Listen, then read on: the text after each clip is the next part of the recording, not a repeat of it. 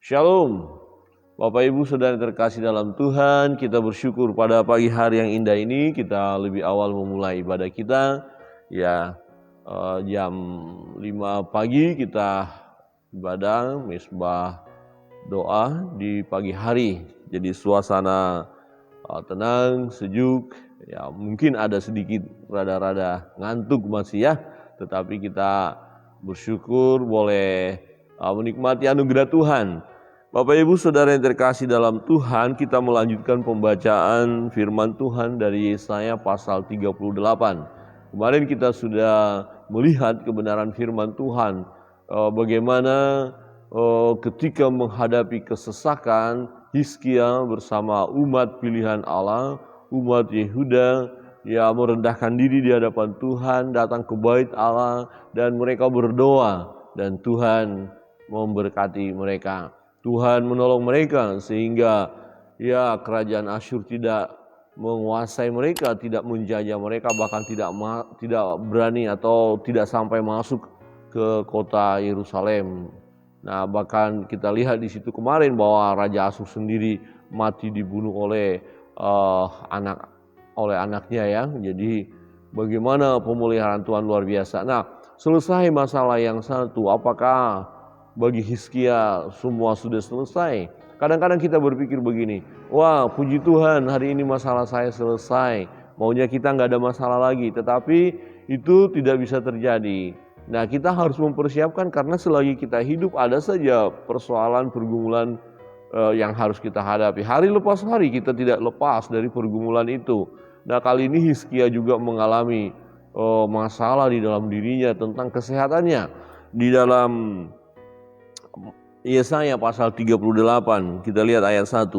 Pada hari-hari itu Hizkia jatuh sakit dan hampir mati.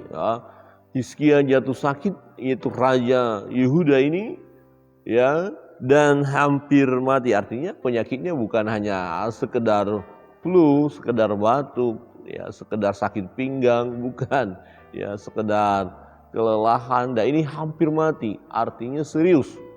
Ini serius, dan dikatakan datanglah Nabi Yesaya bin Amos dan berkata kepadanya, beginilah firman Tuhan, sampaikanlah pesan terakhir kepada keluargamu, sebab engkau akan mati, tidak akan sembuh lagi.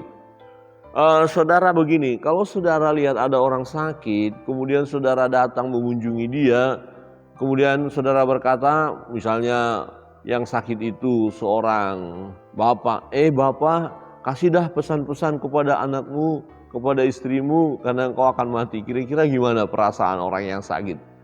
Ini datang mau menghibur, menguatkan, atau apa ini? Nah, langsung dikasih tahu, kasih pesan-pesan terakhir, artinya kamu akan mati. Dan ini yang datang adalah Nabi, berarti ini adalah dari Tuhan. Nah, apa maksudnya Tuhan menyampaikan hal itu kepada Hizkia di dalam penyakit yang parah, yang mau mati ini?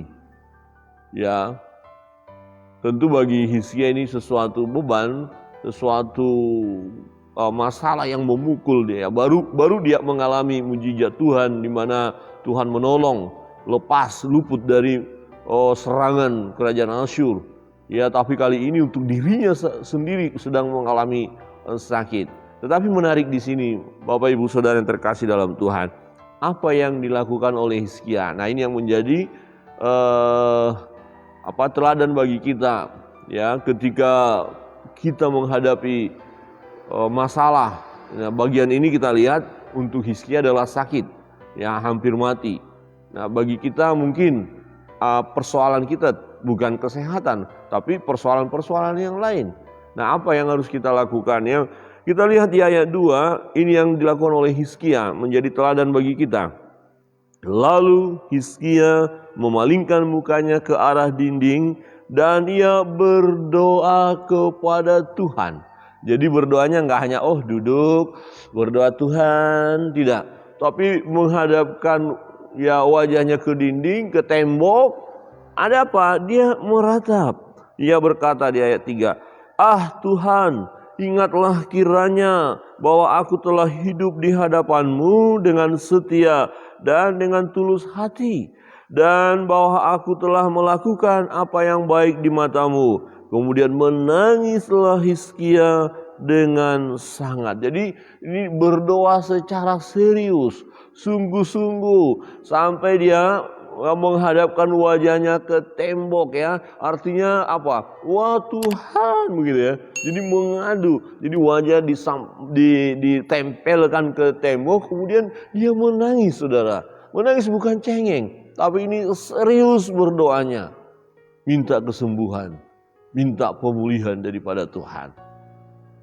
Dia tidak hanya sekedar ya doa Tuhan sembuhkanlah aku, selesai, pergi, tidak. Tapi ini benar-benar merendahkan diri, menangis, memohon. Ya menangislah Hizkia dengan sangat. Ya dengan sangat artinya sungguh-sungguh ya. Ya teriak kepada Tuhan ya.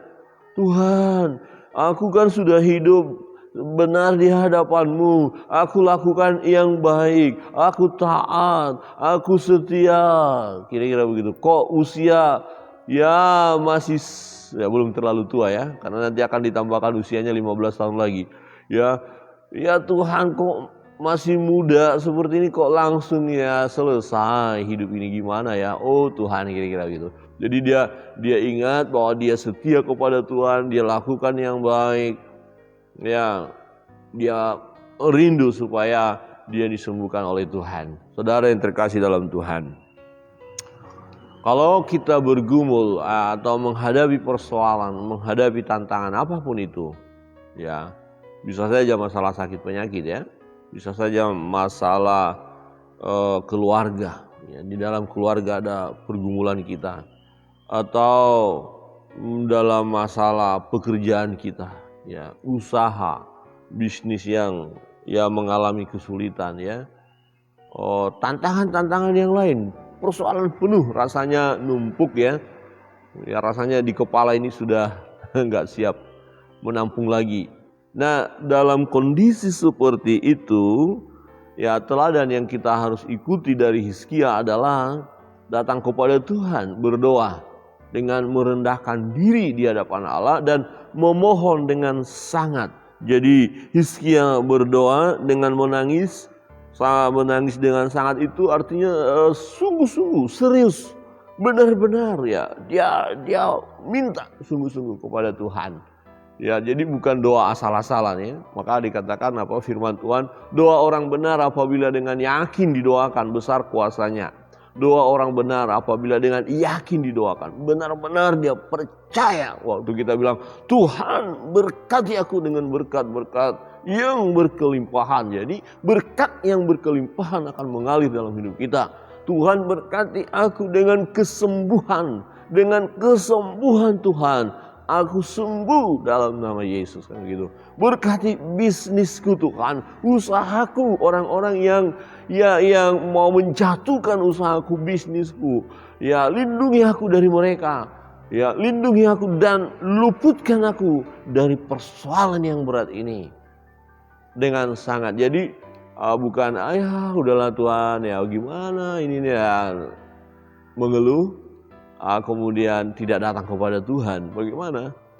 Ya bisa terjadi mujizat itu. Karena dari diri kita sendiri kan kita sudah tidak sanggup. Bahkan mungkin orang-orang yang kita andalkan juga sudah tidak sanggup, sudah nyerah. Tapi Tuhan sanggup menolong. Saudara, Tuhan mendengar doa Hizkia. Di ayat 5. Ya ayat 4, maka firman Allah, ya firman Tuhan kepada Yesaya, kemudian Tuhan menyuruh nabi ini menyampaikan ya jawaban dari permohonan Raja Hizkia. Pergilah dan katakanlah kepada Hizkia, beginilah firman Tuhan Allah Daud bapa leluhurmu, telah kudengar doamu. Perhatikan, telah kudengar doamu dan telah kulihat air matamu. Sesungguhnya aku akan memperpanjang hidupmu 15 tahun lagi. Ya, tidak hanya memperpanjang hidup atau dengan kata ini, kamu akan sembuh, ya usiamu akan diperpanjang.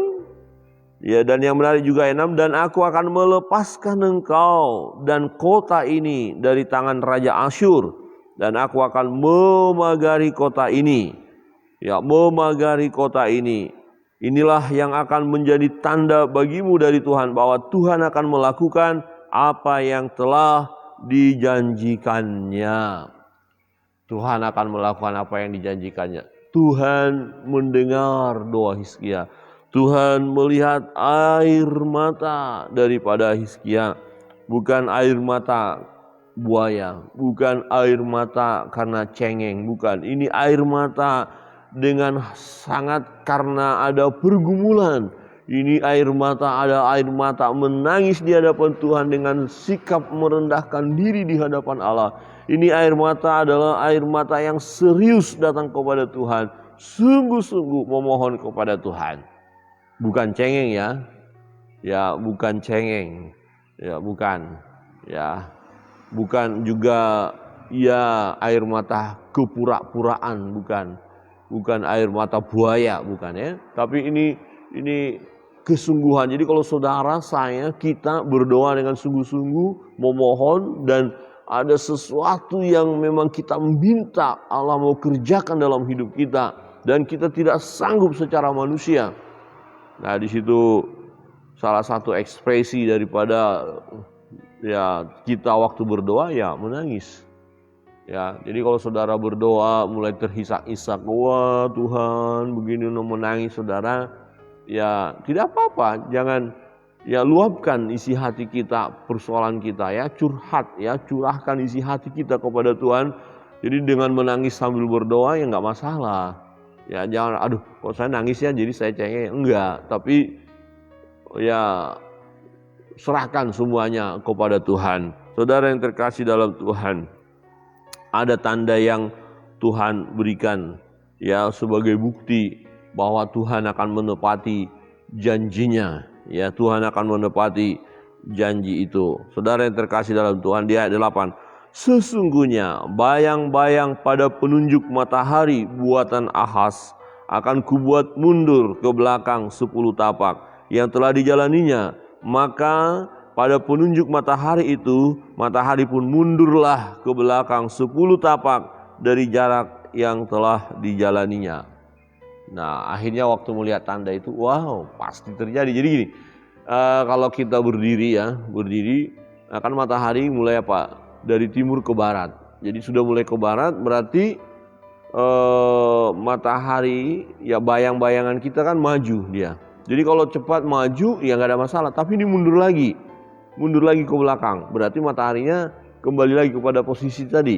Wah, ini sesuatu yang luar biasa. Saudara yang terkasih dalam Tuhan, Tuhan punya kesanggupan untuk menolong kita. Amin. Tuhan punya kesanggupan menyembuhkan sakit penyakit kita. Sebagaimana Hizkia disembuhkan oleh Tuhan, pun demikian kita anak-anak Tuhan yang berseru, yang berdoa, yang menangis dengan sangat kepada Tuhan karena memohon kesembuhan itu, baginya kesembuhan terjadi. Yang memohon supaya usaha atau bisnis dipulihkan, persoalan yang dihadapi diberikan jalan keluar oleh Tuhan. Yang berdoa sungguh-sungguh, yang percaya sungguh-sungguh kepada Tuhan, yang menyerahkan hidup kepada Tuhan, ya kepada Yesus Kristus Tuhan, baginya mujizat terjadi. Ya, jangan andalkan kekuatan manusia. Jangan andalkan kepintaran manusia. Ya, tetapi andalkan Tuhan, dan Tuhan bisa jamah semuanya. Tuhan bisa kerjakan, Tuhan bisa buat yang terbaik dalam hidup kita. Saudara yang terkasih dalam Tuhan, menarik.